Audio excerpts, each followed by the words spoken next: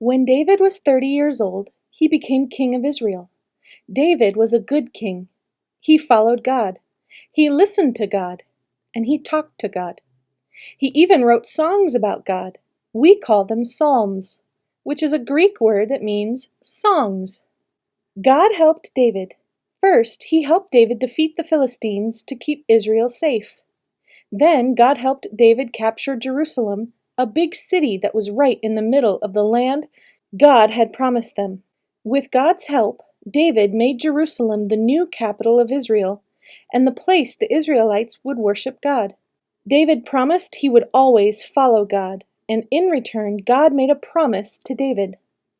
Do you remember the promises God made to Abraham?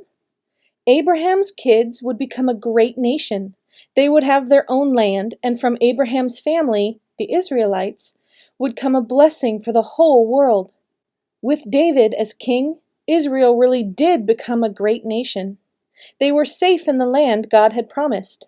They didn't know exactly how Israel would bless the whole world, but they had some clues.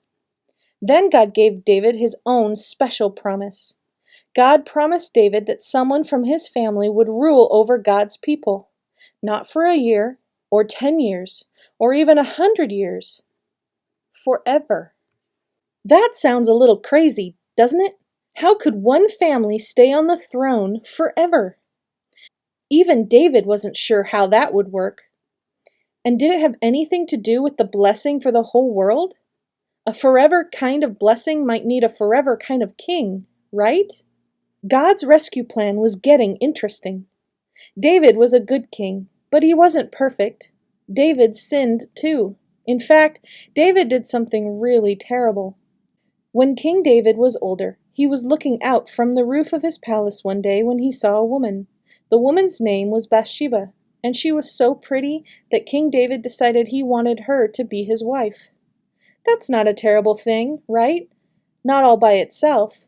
What made it terrible was that Bathsheba was already married. She was someone else's wife. Besides, David was already married. He even had kids. But King David was feeling selfish.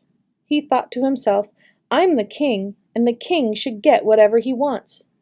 David wanted Bathsheba to be his wife, even though she was someone else's wife. But what could he do about Bathsheba's husband? Have you ever done something bad and then because of that bad thing ended up doing something even worse? That's what King David did. He wanted to be married to Bathsheba, so he had Bathsheba's husband killed. You probably just spit out your milk and yelled, "He did what?" It was a terrible thing.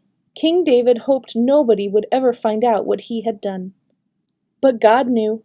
God sent a prophet named Nathan to tell David he knew about his big sin. David didn't make excuses. He didn't say, "But I'm the king." David fell down on the ground and said he was sorry. He asked God to forgive him, to make his heart clean again. God forgave David, but King David's sin hurt his whole family. The son he had with Bathsheba got sick and died. Another one of David's sons became so angry that he tried to kill David so that he could become king himself. When King David didn't follow God, it hurt a lot of people. But God still kept his promise to David. Another one of David's sons became king after David died, and David's grandson after that, and on and on. Even though David messed up, God kept his promise. We all mess up, in little ways and in big ways. But when we make a mistake, God never gives up on us. God loves us always, even when we mess up.